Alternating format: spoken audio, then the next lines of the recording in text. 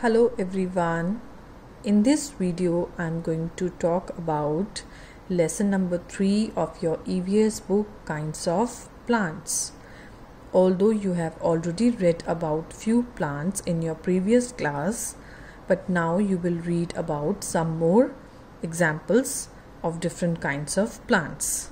I have tried to sum up the whole chapter in these points, so we will discuss them according to the different types.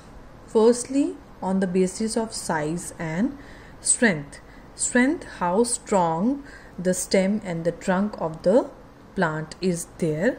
So on that basis we have defined firstly herbs. They are very small, they are very soft, for example spinach. Then comes shrubs. They are medium size and have woody stems, and the example is rose. Trees, they have the tallest plants. Example is mango, neem and banyan also. Then comes the climbers. They need support to stand straight or erect, and the example is pea. They have very soft stems, so they cannot stand erect. Then comes your creepers. They are also very soft and they creep on the ground. The fruit of creepers is very heavy. So what are the examples? Watermelon, pumpkin and cucumber also. So all these herbs, shrubs, trees, climbers and creepers are the different kinds of plants on the basis of their size and strength.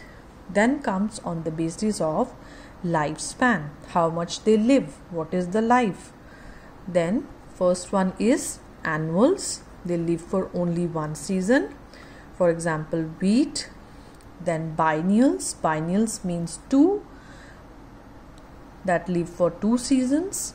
In the first season the stem and the leaf part grows, and in the other season flower and the fruit part goes, and the example is carrot.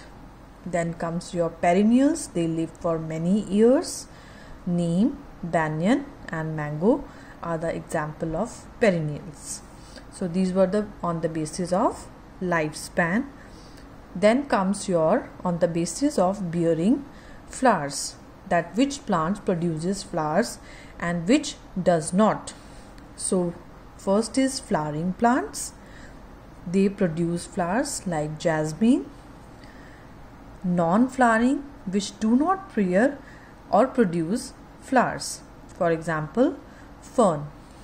Then in the last we differentiate on the basis of habitat, that where they are found in nature. Land plants. Rubber. Rubber is that land plant which needs sufficient water to grow, and cactus is an example of desert plant which does not need much water to grow. Then comes your water plants. They grow inside the water. First one is your water hyacinth, which is a floating plant that floats because they are having air spaces.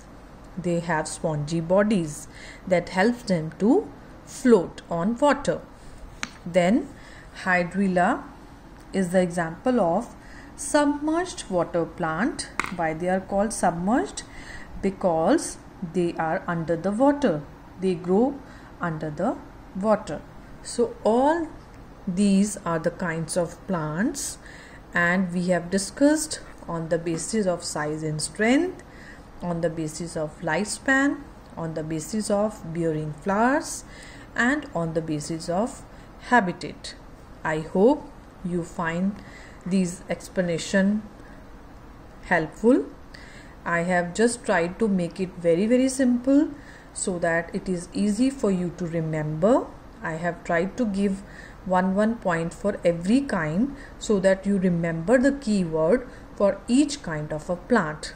And children, I had given you one example, but you must learn at least 2 to 3 example of each kind, and try to learn and memorize all the key points and important fact files which are given in your book, because you will be getting your internal questions also, which will be based on the fact files or key points which are given.